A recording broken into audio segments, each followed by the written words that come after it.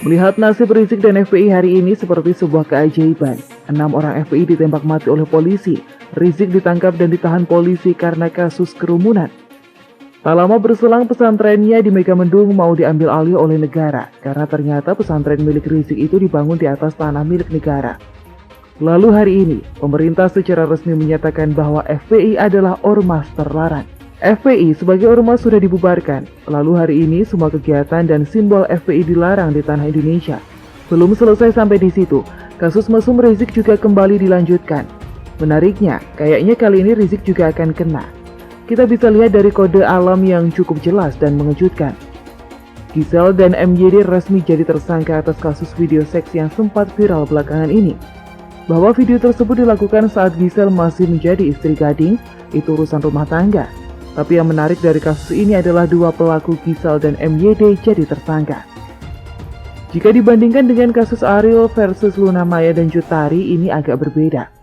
Dulu hanya Ariel yang mendekam di penjara. Alasan hukum perihal perbedaan perlakuan ini pun tidak terlalu penting, karena ini bukan zamannya Ariel, ini zamannya Rizik. Terkait chat mesum, foto telanjang Firza dan rekaman percakapan dengan Rizik akan kembali diproses hukum. Pada prakteknya harus menetapkan Rizik dan Firza sebagai tersangka. Sekaligus tidak bisa salah satunya seperti yang dialami oleh Gisel dan MYD. Rizik pernah dipenjara di zaman Megawati, dipenjara lagi di zaman SBY, maka kalau Rizik dipenjara di era Jokowi, sebenarnya itu biasa saja. Masalahnya kasus hukum yang menimpa Rizik masih belum mampu membuka pikiran pengikutnya. Rizik masih dipuja sebagai orang suci, masih dianggap sebagai manusia sempurna dibanding mantan narapidana.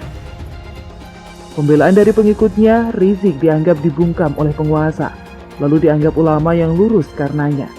Tapi kalau sampai Rizik dipenjara karena kasus chat mesum dengan Firza, maka segala pembelaan yang selama ini dibenarkan oleh ormas terlarang FPI tidak akan relevan lagi. Rizik yang disanjung dan dimuliakan ternyata mesum juga dengan janda. Itu intinya. Serangkaian kejadian ini terlihat menakjubkan, mengingat FPI dan Rizik punya backup dari elit dan oknum aparat. Penancapan baliho Rizik di seluruh penjuru negeri jelas orkestrasi oknum aparat. 3,5 tahun Rizik di Arab tanpa bekerja juga berkat dukungan oknum aparat dan elit politik. Tapi hari ini semua backup tersebut runtuh seketika. Penangkapan Rizik nyaris tanpa pembelaan. Bohir yang biasanya loyal dan cair, kini mendadak bungkam. Sehingga aksi-aksi pembelaan terhadap Rizik hanya diikuti oleh segelintir orang-orang tersesat. Baliho Rizik dirobek dan dihancurkan. TNI Polri solid bergerak. Menteri Agama diisi oleh Ketua GP Ansor.